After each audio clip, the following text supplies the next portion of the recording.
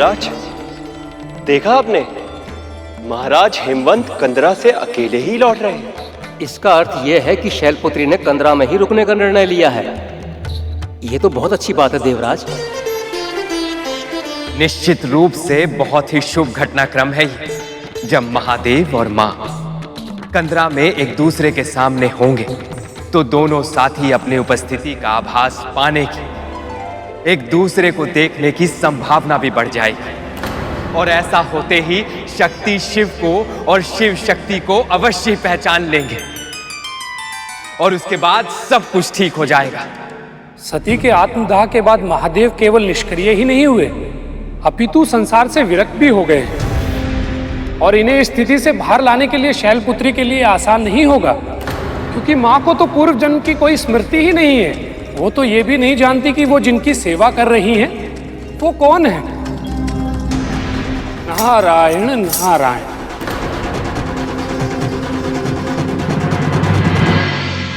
माँ, देवी शैलपुत्री उस समय अपने अवतार में थी और उन्होंने महादेव को देखा भी नहीं था, इसलिए वो महादेव को पहचान नहीं पाई। परंतु महादेव को यह आभास क्यों नहीं हुआ कि जो उनके सामने है वो और कोई नहीं बल्कि स्वयं उनकी प्राण प्रिय देवी सती का ही दूसरा अवतार है। और क्षण भर के लिए सही, परंतु महादेव ने देवी शैलपुत्री का स्वर भी सुना था, तो फिर वो अपने शक्ति के अवतार को पहचान क्यों नहीं पाए? माँ, उसके लिए तुम्हें महादेव की अवस्था को समझना पड़ेगा सुपर। सती के जाने के बाद वो इस संसार से विरक्त हो गए। किसी भी प्रकार की भावना का अनुभव करना उनके लिए संभव नहीं था। कोई बंधन उन्हें बांधना तो दूर, छू तक नहीं सकता था। आंखें खुली होने पर भी वो इस संसार के किसी भी दृश्य को देखने में असमर्थ। बस वे अपने भीतर के प्रकाश को ही देखते रहे, उसी में खोए रहते। ऐसी अवस्था में उनके ध्यान को आकर्षित करने के लिए, उनके मन में अपना स्थान बनाने के लिए शैलपुत्री को बहुत तप, जप और व्रत की आवश्यकता थी। उसके बाद ही वह अपने चिर साथी की प्रिय कहलाने के योग्य बन सकती थी। इसलिए उन्होंने ऐसा करना आरंभ कर दिया। कर चरण कृतं वाकायजं कर्मजं वा श्रवण नयनजं वा मानसं वा पराधं विहितं विहितं वा सर्वमेतत्कश्मस्व विहितं विहितं वा सर्वमेतत्कश्मस्व जय जय करुणाब्धे श्री महादेव शंभो जय जय करुणाब्धे श्री महादेव शंभो।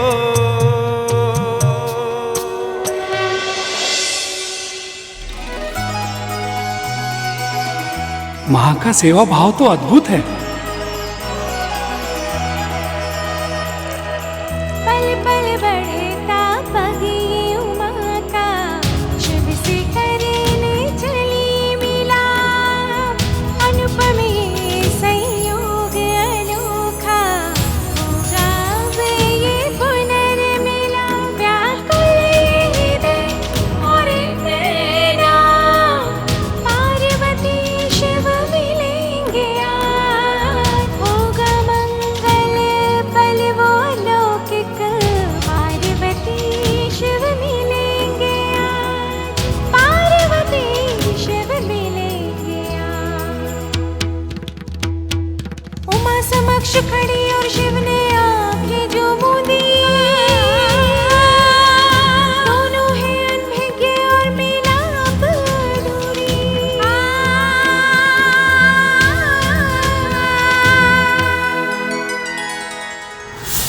एक और देवी पार्वती महादेव शिव के इतने निकट होकर भी उनसे दूर थी और दूसरी ओर ब्रह्मदेव से वरदान पाकर तारकासुर अत्यंत ही निडर और निरंकुश हो गया था। स्वयं को भगवान समझने लगा वो।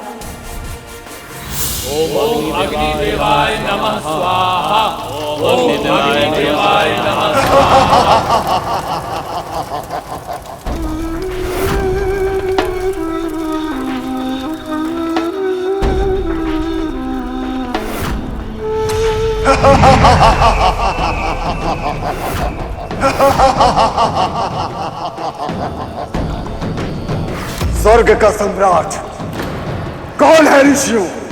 आप ही हैं स्वर्ग के सम्राट।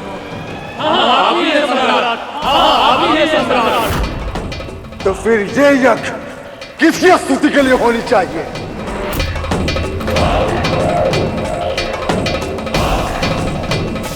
नहीं बोलोगे तो फिर ये लो।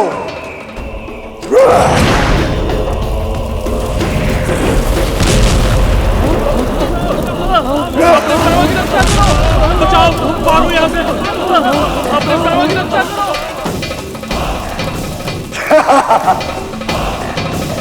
आपकी स्तुति के लिए। अपने प्राणों की रक्षा करना चाहते हो तो बोलो ओम तारकासुराय नमः, ओम तारकासुराय नमः, ओम तारकासुराय नमः स्वाहा। बोलो ओम तारकासुराय नमः स्वाहा, ओम तारकासुराय नमः स्वाहा, ओम तारकासुराय नमः स्वाहा।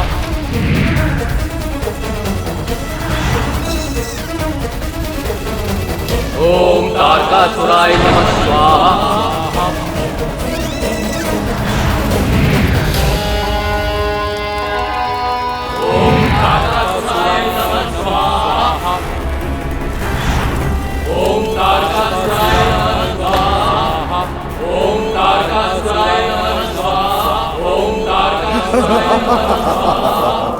ये क्या अनर्थ हो रहा है नारायण? उत्तम, अति उत्तम। स्तुति रुकनी नहीं चाहिए। तारकासुर हर मनुष्य और देवों से उनकी सिद्धि और शक्ति छीन रहा था और हर यज्ञ की आहुति का फल खुद लेता रहा। यज्ञ की आहुति ही हमारा आहार है और उसी आहार से हमें ऊर्जा मिलती है।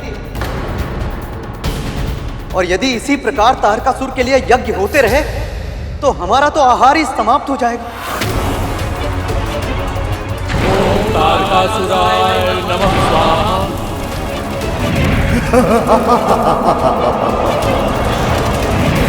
तारकासुर का अत्याचार दिन प्रतिदिन बढ़ता जा रहा है। इसका अंत केवल महादेव और पार्वती के मिलन से ही संभव हो सकता है।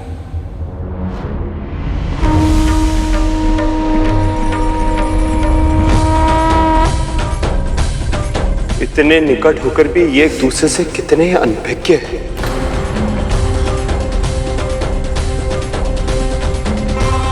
महादेव तो विरक्त थे ही, इनकी सेवा करते करते माता पार्वती भी इनकी जैसी ही हो गई।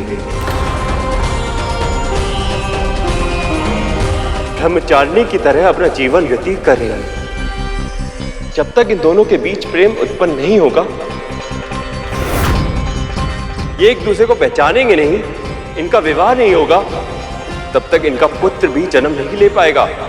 और उस क्षण तक संसार को तारकासुर के अत्याचार सहने पड़ेंगे। हमें किसी भी मूल्य पर महादेव को विरक्ति की स्थिति से बाहर निकालना होगा देवराज।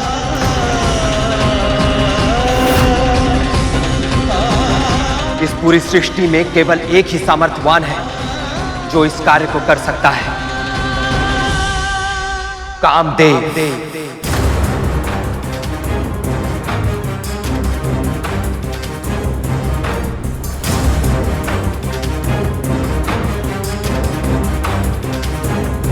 परंतु देवराज, क्या कामदेव मानेंगे?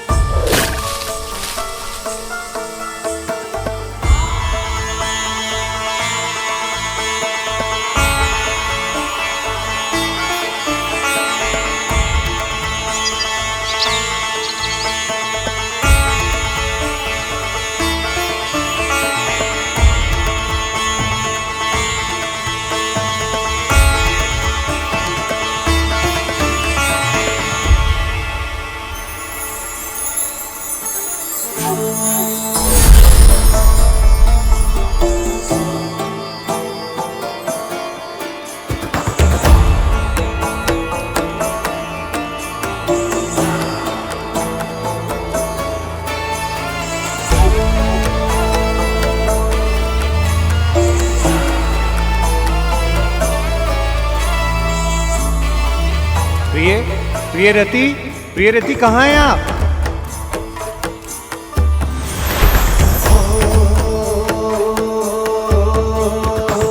कुसुम कली है, खिली खिली है, सुंदर छैल छबीली। प्रियरति कहाँ हैं आप? मधुर्य सजीली, कामिनी नारी नवेली। रंग रंगीले होठ रसीले, नैन बड़े कजरारे। एक झलक जो देखे कोई, तन मन जीवन हारे।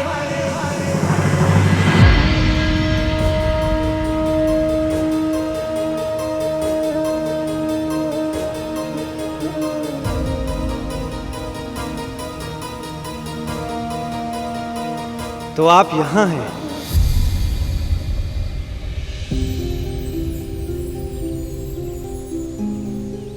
स्वामी आप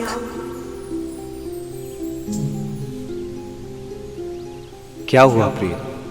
आपके मुख पर उदासी क्यों छाई है?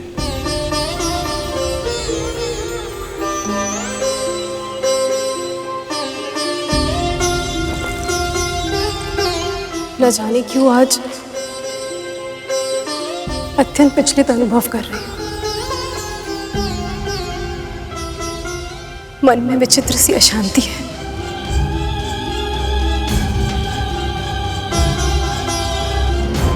ऐसा प्रतीत हो रहा है जैसे कोई बहुत बड़ा अनिष्ट होने वाला। मेरी दाईं आंख भी फड़फड़ा रही है। बहुत चिंता करती हैं आप। जब तक हम आपके साथ हैं तब तक कोई अनिष्ट नहीं हो सकता। किंतु स्वामी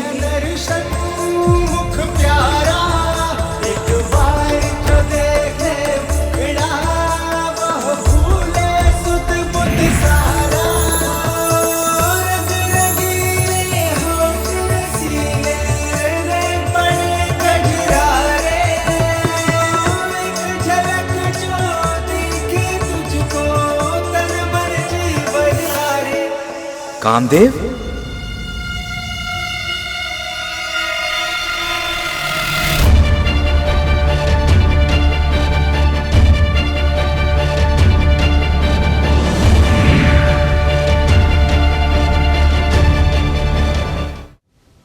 आपका स्वागत।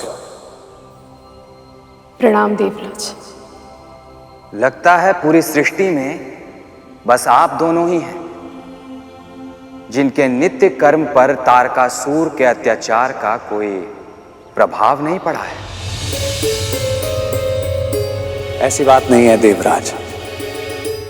मुझे जब भी अनुचित इच्छा का आभास होता है, उसके फलीभूत होने के कारण दुख, बुराई, अत्याचार को बढ़ता हुआ देखता हूं, तब मुझे बहुत दुख होता है। तो फिर उस दुख को दूर करने के लिए आप कुछ करते क्यों नहीं कामदेव? देवराज, जब आप सभी देवता मिलकर उसे नहीं रोक पाए, तो मैं उसे कैसे रोक सकता हूं? आप संसार के सभी प्राणियों में काम भावना को जागृत करते हैं, पर इस समय उस भावना को जागृत करना जहां सबसे अधिक आवश्यक है, वहां आपके होते हुए भी विरक्ति क्यों है कामदेव?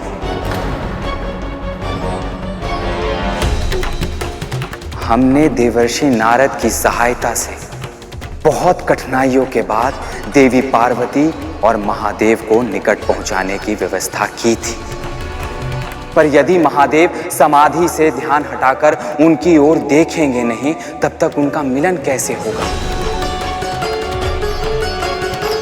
उनका विवाह कैसे होगा? और फिर उस पुत्र का जन्म कैसे होगा जो तारकासुर का वध करने में सक्षम होगा?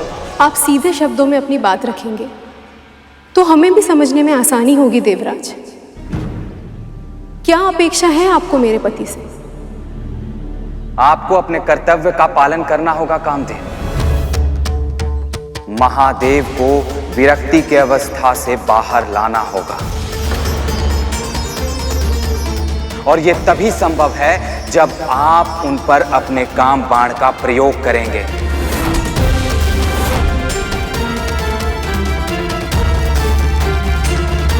नहीं देवराज, यह संभव नहीं। जब साधारण योगी भी अपने मन पर नियंत्रण पा लेता है, तब उन पर मेरा कोई प्रभाव नहीं पड़ता। और फिर आप जिनकी बात कर रहे हैं वह तो आदि योगी हैं। स्वयं महादेव, मैं उनकी समाधि को कैसे भंग कर सकता हूं? यदि आप नहीं करेंगे तो फिर कौन करेगा कामदेव?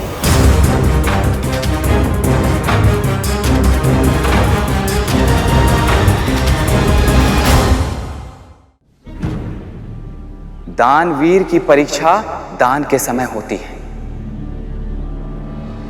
शूरवीर की परीक्षा रणभूमि में, स्त्री की परीक्षा तब होती है जब उसका पति असमर्थ हो जाए, और मित्र की परीक्षा तब संभव है जब उसके मित्र पर विपत्ति छाई हो।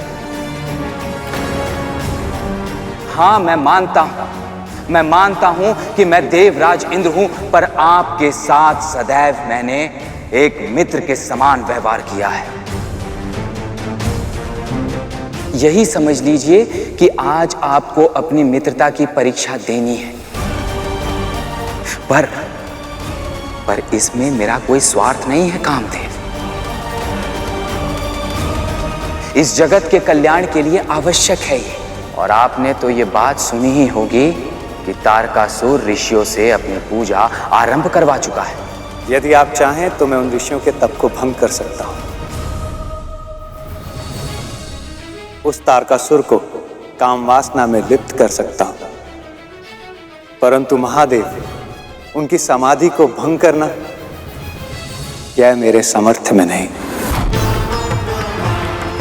और इस दुस्साहस का केवल एक ही परिणाम होगा, विनाश। क्षमा कीजिए देवराज, किंतु मैं अपने पति को इतने बड़े संकट का सामना करने नहीं दे सकती। तो फिर हमें भी क्षमा कीजिए देवी रथी, पर संकट का सामना तो इन्हें करना ही पड़ेगा। यदि महादेव पर अपने काम बाण का प्रयोग करके ये अपने कर्तव्य का पालन नहीं करेंगे, तो स्वयं मैं इनके लिए संकट बन जाऊंगा।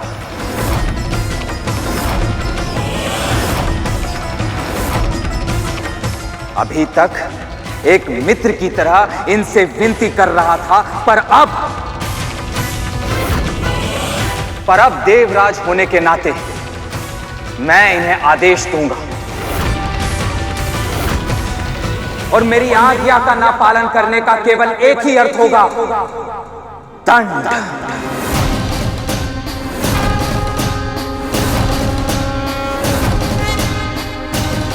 प्रभु, इंद्रदेव ने ये उचित नहीं किया था। वो जानबूझकर कामदेव के प्राण संकट में डाल रहे थे। नहीं मूषक जी, देवराज जो कर रहे थे वो संसार के कल्याण हेतु कर रहे थे। उनके पास इसके अतिरिक्त और कोई विकल्प नहीं था। तो क्या देवराज इंद्र की बात मानी कामदेव ने? क्या तारकासुर के अंत का आरंभ हुआ?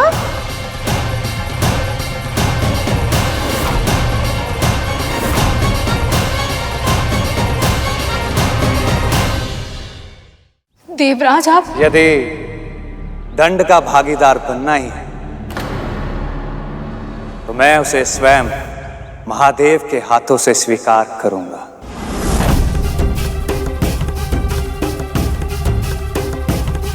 किंतु स्वामी। प्रिय, आप हमारी शक्ति हैं, दुर्बलता नहीं।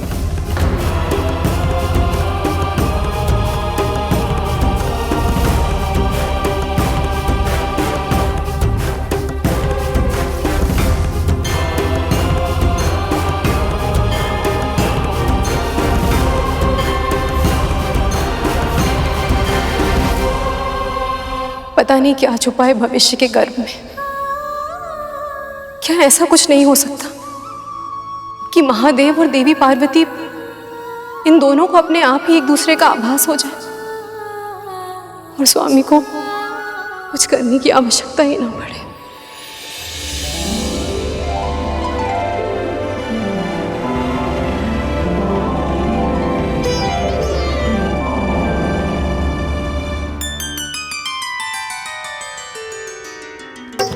करचरण कृतं वाकायजं कर्मजं वा श्रवणनयनजं वा मानसं वा पराधम्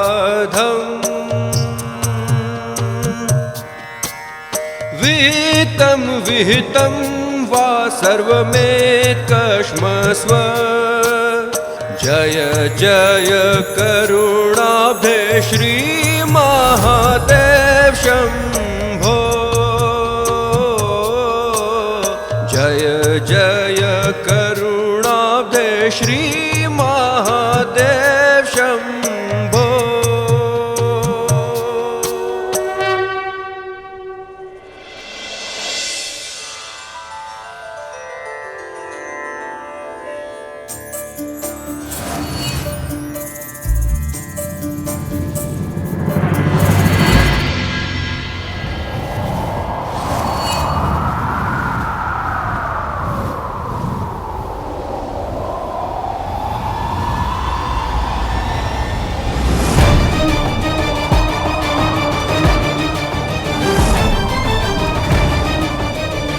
अपने शक्ति का प्रयोग करिए कामदेव।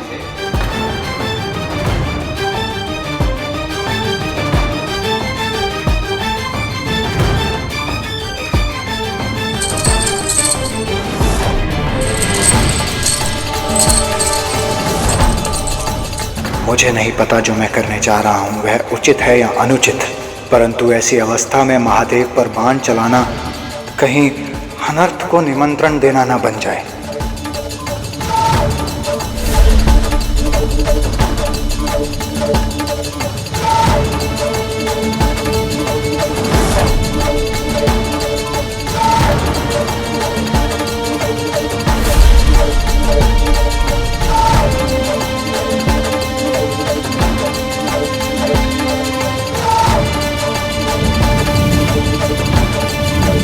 अचानक इतनी हवा कैसे चलने लगी?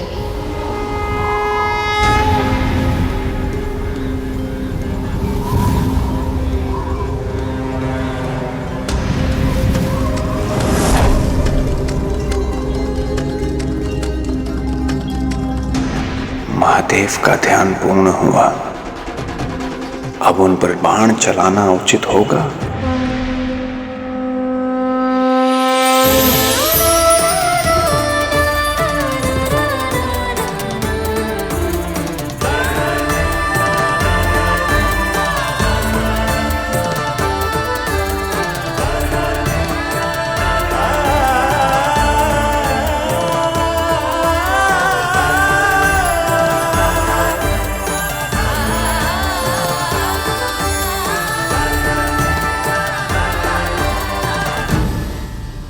ये क्या, महादेव और माता ने एक दूसरे को देख लिया है, फिर भी ऐसे खड़े हैं जैसे एक दूसरे को जानते ही नहीं। लगता है प्रभु पर अभी बाण चलाना ही होगा, अन्यथा ये अवसर हाथ से निकल जाएगा।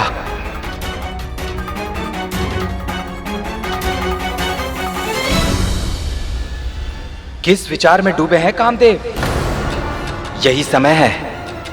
महादेव समाधि से बाहर आ चुके हैं। देवी शैलपुत्री के साथ उनके नेत्र मिल चुके हैं। आपको बस इन दोनों को थोड़ी सी प्रेरणा देनी है।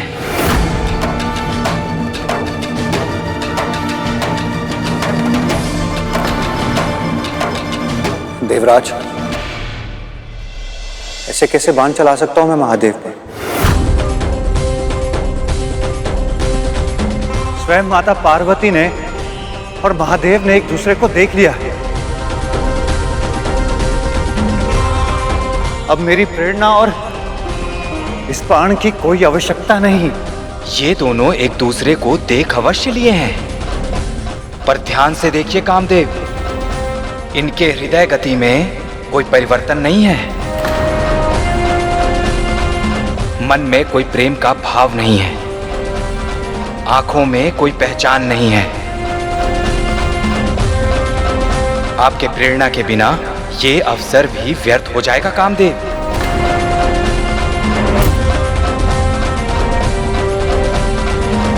इसे मत गवाइए, बाण चलाइए कामदेव, बाण चलाइए।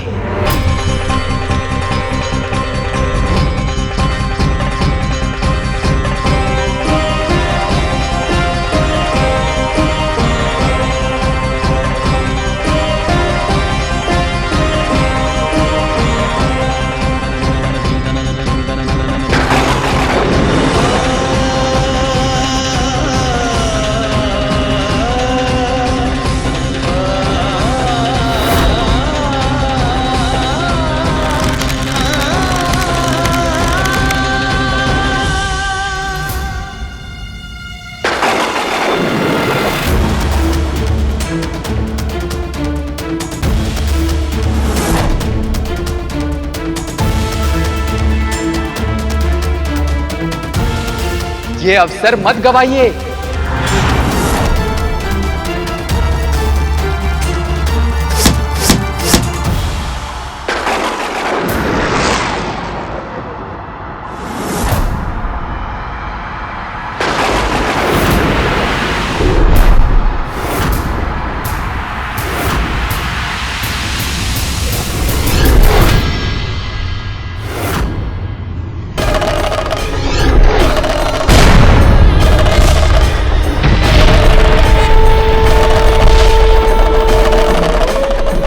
हमने जो सोचकर कामदेव द्वारा बाण चलवाया है वो पूरी योजना विफल हो गई। महादेव ने तीसरा नेत्र खोला, अब अनर्थ होगा।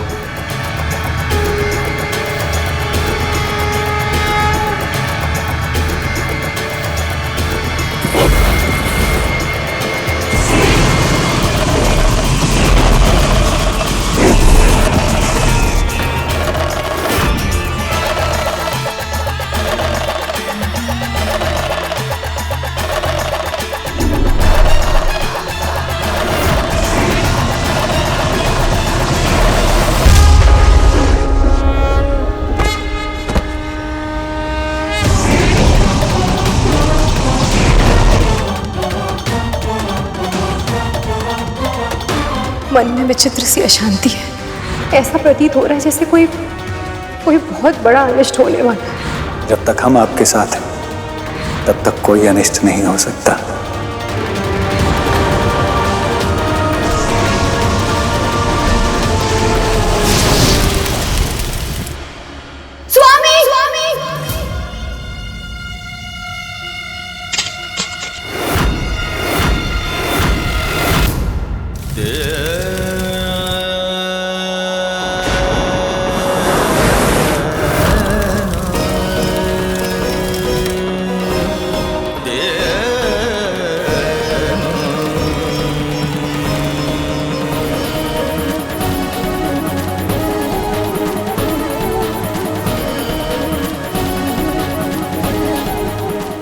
कामदेव ये जानते थे कि महादेव स्वयं आदि योगी है। तत्पश्चात उन्होंने शिव जी पर कामबाण का प्रयोग किया और जिस कारण महादेव के क्रोध का दंड उन्हें मिला और उनका तीसरा नेत्र खुलने के साथ ही देवी पार्वती को अपने पूर्व जन्म की सारी स्मृति जीवित हो उठी।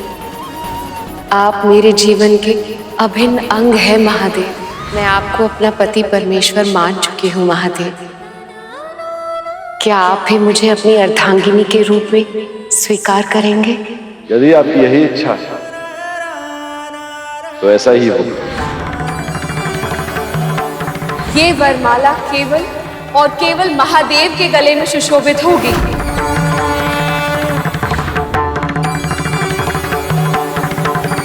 तुम्हारे पति को मैंने स्वयं धर्म की अवहेलना करने के कारण इस यज्ञ से बहिष्कृत किया है। जिन प्रजापति ने शिव का अपमान किया है उनकी दी हुई ये देह एक श्राप, और इस श्राप के साथ मैं शिव की अर्धांगिनी बनने का सौभाग्य ग्रहण नहीं कर सकती। मैं ही सती हूँ, मेरा पुनर्जन्म है ये। और ये योगी जो मेरे सामने है, ये और कोई नहीं, साक्षात प्रेम है मेरे पति, मेरे शिव। और इन्हीं से पुनः मिलन के लिए मेरा जन्म हुआ है।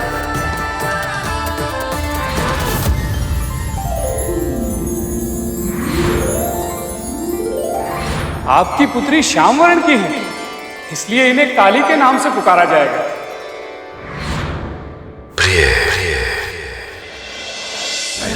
सदा शिवम नमामि हे उमापति जय नीलकंठ जय अनंत नमोस्तुते नमोस्तुते।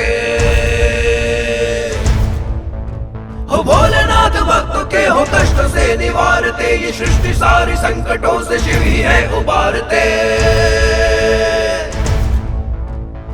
ओम नमः शिवाय, ओम नमः शिवाय। ये वो क्षण था जब महादेव को पार्वती ने अपनी अर्धांगिनी आदि शक्ति सती का आभास हुआ, और इस आभास के साथ ही उन्हें वो क्षण भी स्मरण हो उठे जिसके कारण सती उनसे दूर हुई। नियम अनुसार बिना बुलाए कहीं जाना नहीं चाहिए, इसीलिए मैं आपके साथ जाने के लिए हट नहीं करूंगी। आप मुझे भी मत रोकिए।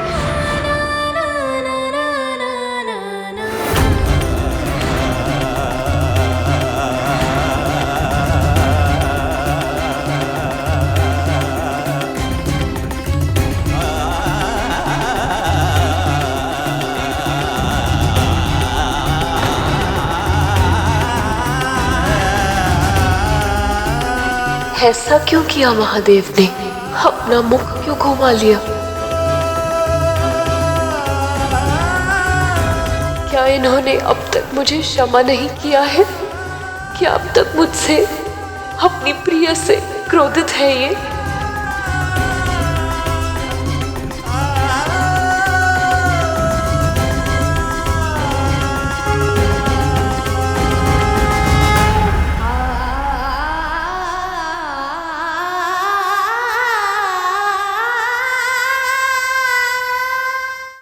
अब सभी देवता असमंजस में थे कि कामदेवी की पत्नी रति के विरोध करने पर भी सभी ने कामदेव को महादेव पर बाण चलाने पर विवश किया। अब वो उसे क्या उत्तर देंगे? शिव शक्ति को एक करने के लिए कामदेव को भस्म होना पड़ा। क्या महादेव के मुख फेर लेने से उनके प्राणों का बलिदान व्यर्थ हो जाएगा? ये क्या? अब तो ये दोनों एक दूसरे को पहचान रहे हैं, फिर भी इनका मिलन क्यों नहीं हो रहा है? क्या हो रहा है यहाँ? और कहाँ है मेरे पति? मेरे मन में ना जाने कैसे कैसे विचार आ रहे हैं। देवराज, कुछ तो कहिए।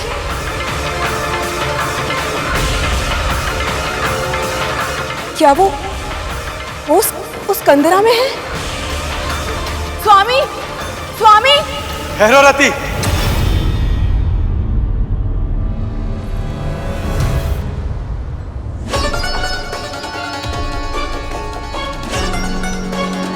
माँ लक्ष्मी,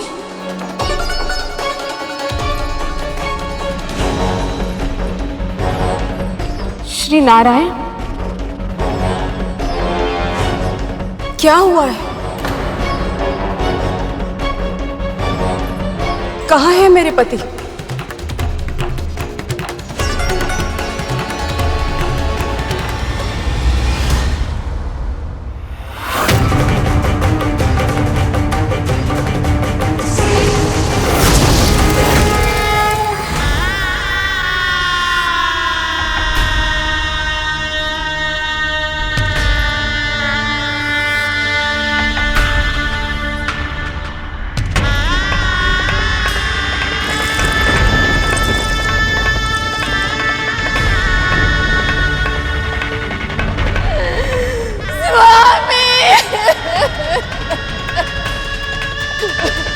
यदि महादेव पर अपने काम बाण का प्रयोग करके ये अपने कर्तव्य का पालन नहीं करेंगे तो स्वयं मैं इनके लिए संकट बन जाऊंगा।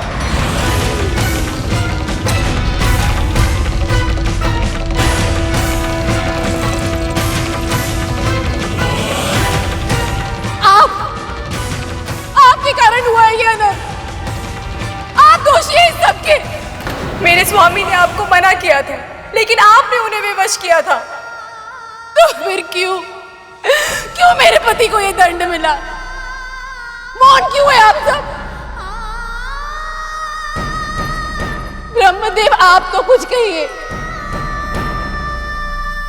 जिस वर के कारण हम सबका जीवन श्राप बन गया है, वो वरदान आप ही ने दिया था ना तारकासुर को।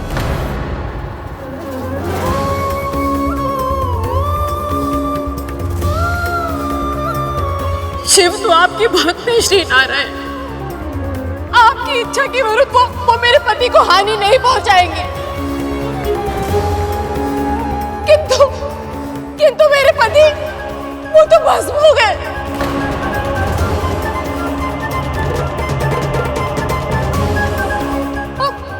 अब आप उन्हें पुनर्जीवित कीजिए प्रभु, उन्हें पुनर्जीवित कीजिए प्रभु।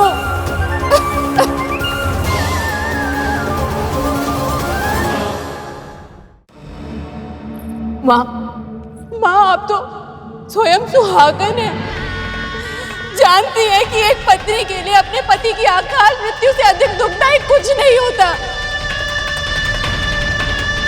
फिर भी आप मौन है। कैसे माँ, कैसे? मेरी पीड़ा हर लीजिए माँ, मेरे पति को जीवन दान दे दीजिए माँ, उन्हें जीवन दान।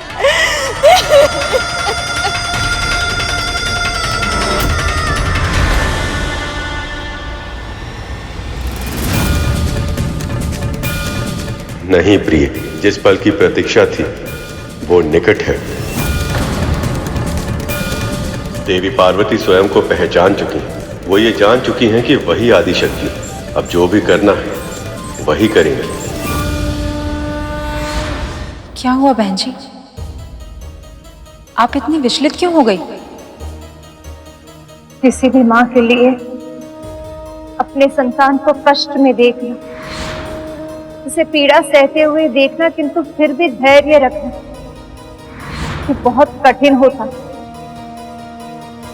हर बात पे रोक टोक करती है, डांटती फटकारती है और फिर प्रेम करने का स्वाब भी करती है। अब बहुत बुरी माँ है, मैंने आपसे बुरी माँ कभी आज तक नहीं देखी। चुप! आप सही कह रही है बहन जी, चोट भले ही संतान को लगे पर कष्ट तो माँ को ही ना होता है।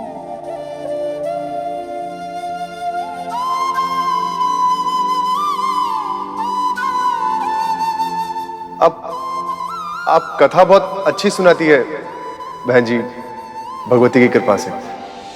फिर आगे क्या हुआ? उस समय देवी पार्वती भी बहुत भावुक अनुभव कर रही थी।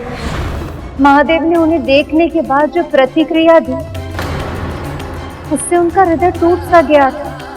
किंतु एक माँ चाहे कितने भी कष्ट में क्यों ना, जब वो अपने संतान का दुख देखती है वो अपने सारे कष्ट भूल जाती है। देवी पार्वती के साथ भी ऐसा ही कुछ हुआ।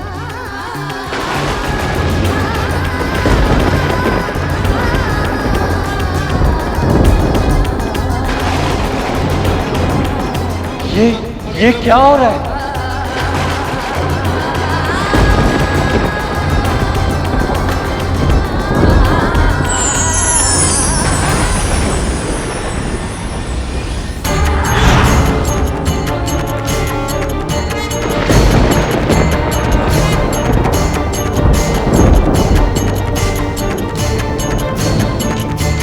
हे माता आदिशक्ति,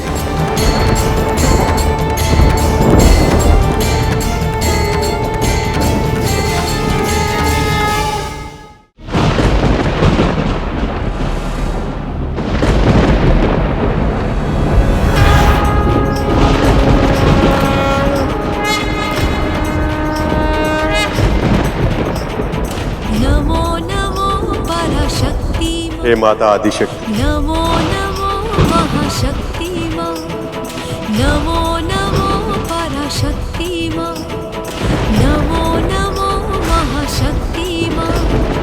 खड्गधारिणी धर्मधारिणी हम सबकी विनती सुनो।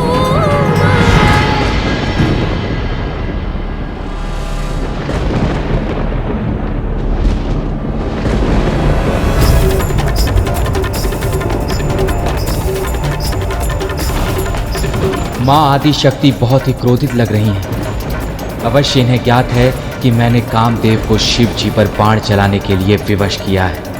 कहीं माँ मुझे मृत्यु दंड ना दे दे।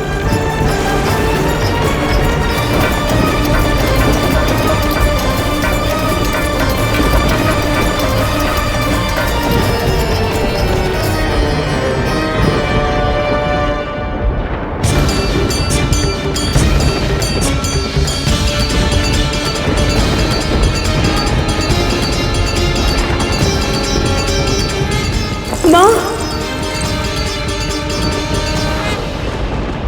माँ, मुझ पे दया कीजिए, मुझ पे दया कीजिए। मेरे पति को क्षमा कर दीजिए माँ, उन्हें पुनः जीवित कर दीजिए माँ। उन्होंने जो कुछ भी किया वो देवराज के विवश करने पर किया है माँ।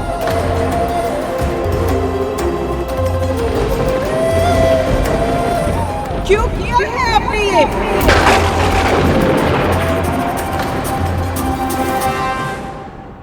क्या आप महादेव के तीसरे नेत्र के अर्थ को भी नहीं जानते? वो ब्रह्म ज्ञानी है, मुक्ति का मार्ग ज्ञात है उन्हें। आत्मनियंत्रण के उच्चतम स्तर को प्राप्त कर चुके हैं वो। सभी इंद्रियां, सभी इच्छाएं उनके अधीन है।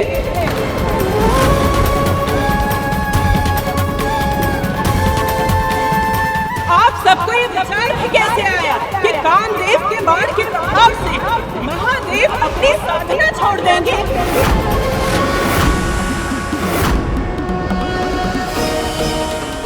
क्या आप सबको इतना भी नहीं ज्ञान कि महादेव के मन में केवल उनकी शक्ति अर्थात मैं ही पहुंच सकती हूँ,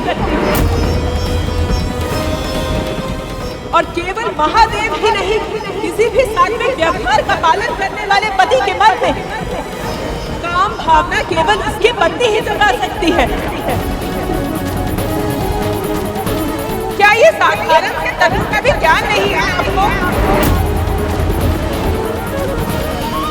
और आप सबके इस अनुचित हस्तक्षेप से न केवल रति ने अपने पति को खो दिया है, अपितु ये पूरा संसार ही उजड़ गया है।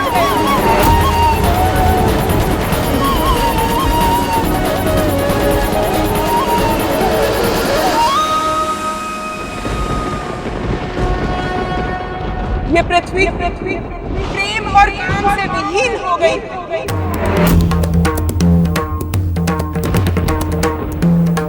प्रजनन रुक गया। कामदेव के मृत्यु के परिणाम इससे भी अधिक भयानक है। काम का अर्थ होता है इच्छा, और इच्छा जीवन को उद्देश्य देती है, किसी भी कार्य का निर्वाह करने के लिए प्रेरणा देती है। और कामदेव की अनुपस्थिति में विद्यार्थी अपनी शिक्षा ग्रहण नहीं कर पा रहे हैं।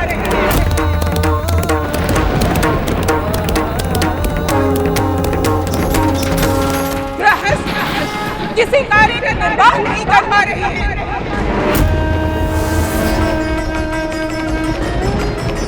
व्यापार की गति रुक गई।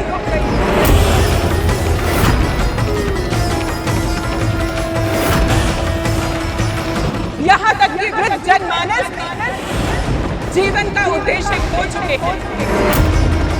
सभी इच्छाओं के अभाव के कारण अब उन्हें अपने जीवन से भी कोई मोह नहीं रहा। यदि कामदेव इस संसार से विलुप्त हो गए तो इस संसार में इच्छाएं कभी जागृत नहीं हो पाएंगी।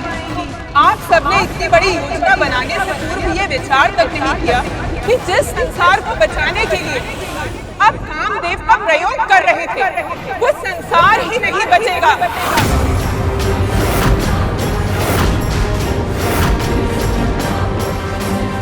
यदि कामदेव का अस्तित्व समाप्त हो गया, मुझे क्षमा कर दीजिए मां, ये भूल मेरी है। सत्य तो ये है कि तारकासुर के आतंक के सामने कुछ और सोचने और समझने की शक्ति समाप्त हो गई थी, पर एक अपराधी को दंड दिलाने की व्याकुलता में स्वयं मैं अपराध कर बैठा। मुझसे बहुत बड़ी भूल हो गई मां, मुझे क्षमा कर दीजिए, क्षमा कर दीजिए।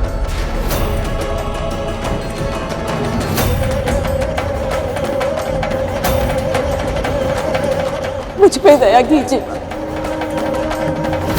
मुझे मेरी पीड़ा से मुक्ति दे दीजिए, मुक्ति दे दीजिए मुझे।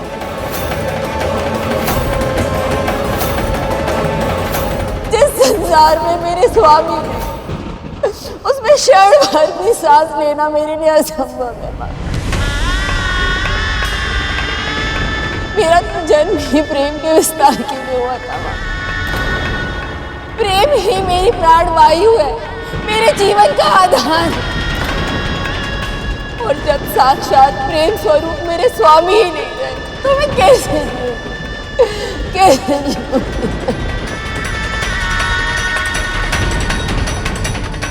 अपने पति से विरह कितनी पीड़ादायक होती है, ये आपसे अधिक और कौन समझ सकता है।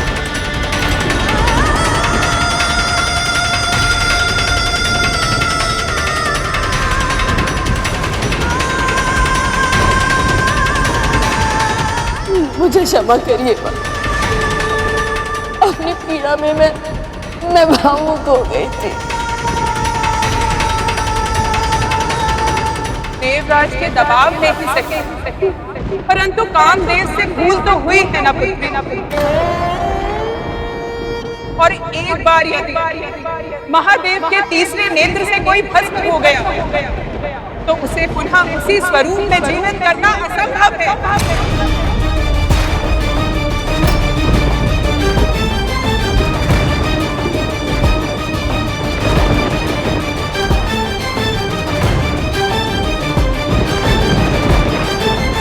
परंतु तुम दुखी मत हो पुत्री, मैं तुम्हें वरदान देती हूँ, अदृश्य रूप में कामदेव इस प्रकृति में सदा विद्यमान रहेंगे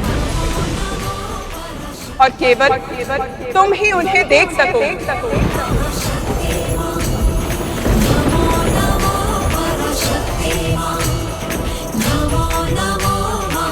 कुछ समय पश्चात द्वापर युग में जब नारायण श्री कृष्ण के रूप में जन्म लेंगे, तो उनके पुत्र प्रद्युम्न के रूप में तुम अपने पति को पुनः प्राप्त करोगे, देह के साथ।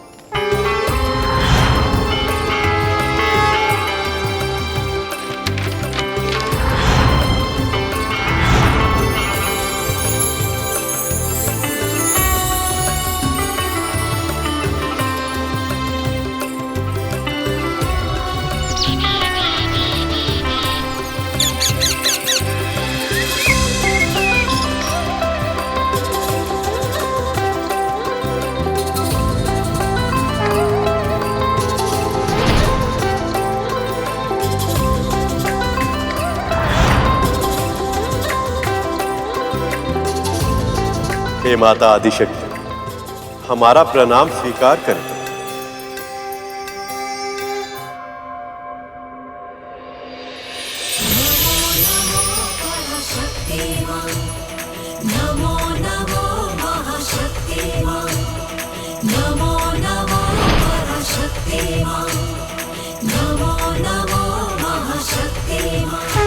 और अब क्या आज्ञा है मां?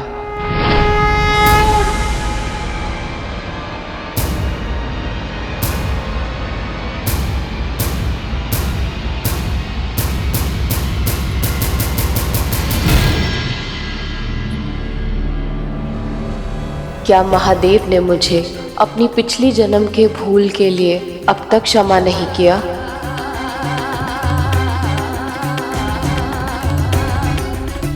मुझे पहचान लिया था उन्होंने, फिर भी यदि वो मुझसे दूर रहना चाहते हैं तो एक बार फिर मैं उनकी इच्छा का विरोध कैसे कर सकती हूँ?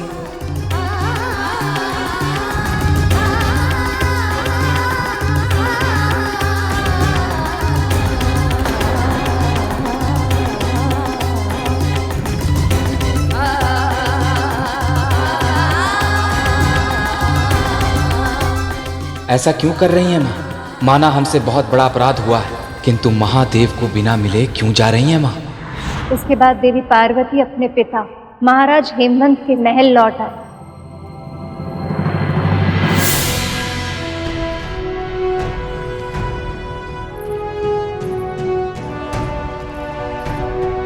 पुत्री, किंतु उनका हृदय अभी भी कंदरा में ही था। महादेव को देखने के बाद, अपने प्रिय को पहचानने के बाद उनसे वियोग और भी कठिन हो गया था।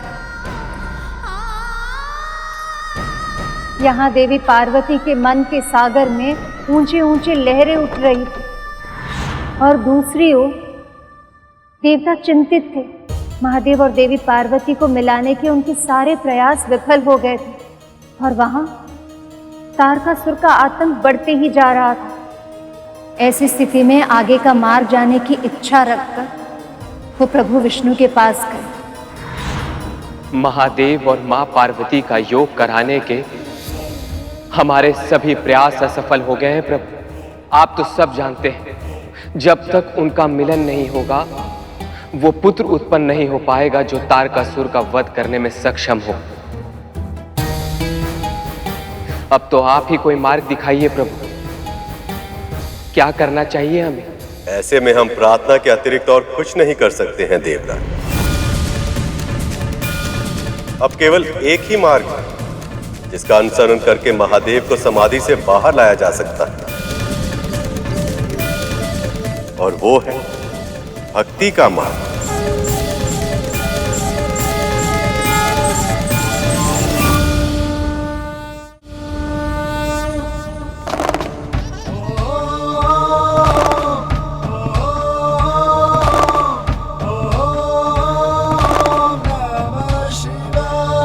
हमें महादेव को साधना से जगाने के लिए उनका आवाहन करना होगा।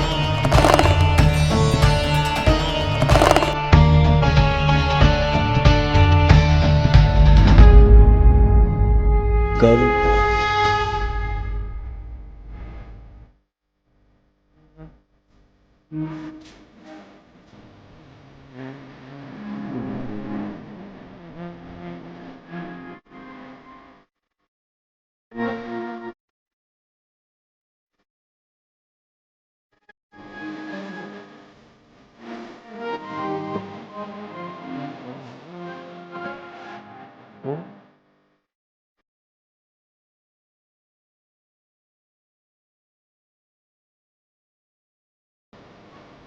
भुजगेन्द्रहार सदा वसन्तं हृदयारविन्दे।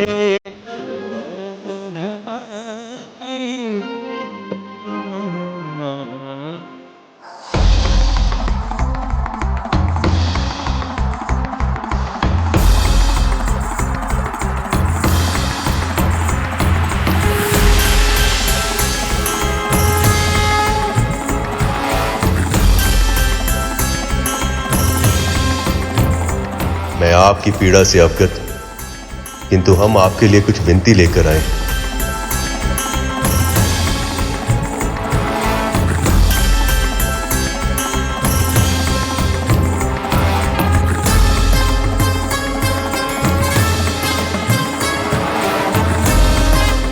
कहिए सखा।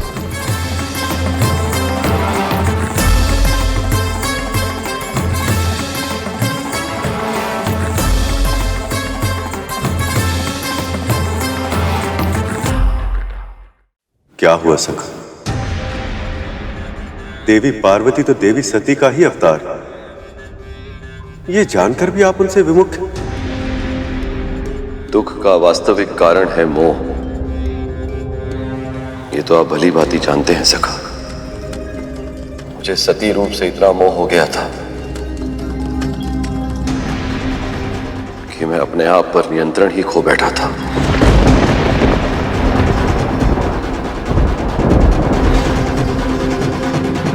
उस संयम को वापस पाने के लिए मुझे बहुत समय लगा, और यदि फिर से वैसा ही कुछ हो गया तो उसे सहना मेरे लिए अत्यंत कठिन हो जाएगा सखा। अतीत के कर्मों को किसी के आज से जोड़ना कितना उचित है, ये निर्णय लेने में आप सक्षम हैं महादेव। मैं आपसे बस इतना कहूंगा कि देवी पार्वती इस जन्म पूर्ण रूप से आपके लिए समर्पित है। आप अपने हृदय में झांक कर देखिए, क्या उस सेवा में आपको प्रेम दिखाई नहीं दे रहा?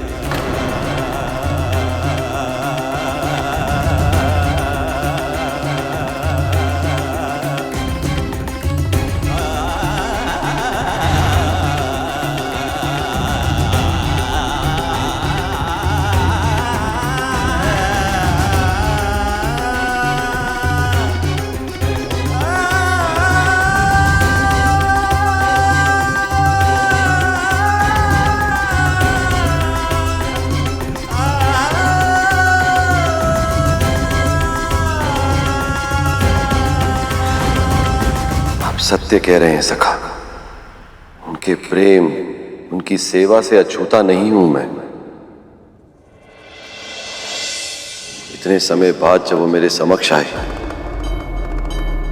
और मुझे जो आभास हुआ उसे शब्दों में व्यक्त करना असंभव है। मुझे ऐसा प्रतीत हुआ जैसे कोई मेरा ही अंग मुझसे बिछुड़ गया था और फिर से मेरे सामने आ गया। उनकी स्थिति भी ऐसी ही है महादेव। जब से आपने उन्हें अस्वीकार किया, लगभग प्राणहीन हो गई हैं। बस जैसे सांसें ले रही, संभवतः किसी चमत्कार की आशा।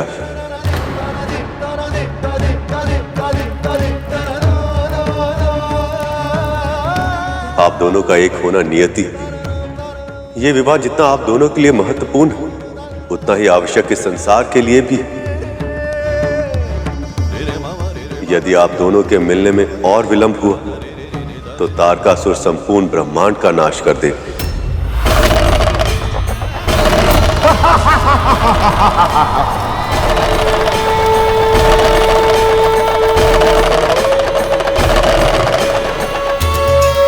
तारकासुर के आतंक से सृष्टि को मुक्त कराना तो आवश्यक है, किंतु ये जाने बिना कि जो अबोधपन पार्वती के मन के अंदर उनके पिछले जन्म में था वो इस जन्म में है या नहीं, मैं उन्हें अपना नहीं सकता। पक्षीराज गरुड़ के साहस भरे कारनामे देखने के लिए चैनल को सब्सक्राइब करें और साथ ही बेल आइकॉन दबाना न भूलें।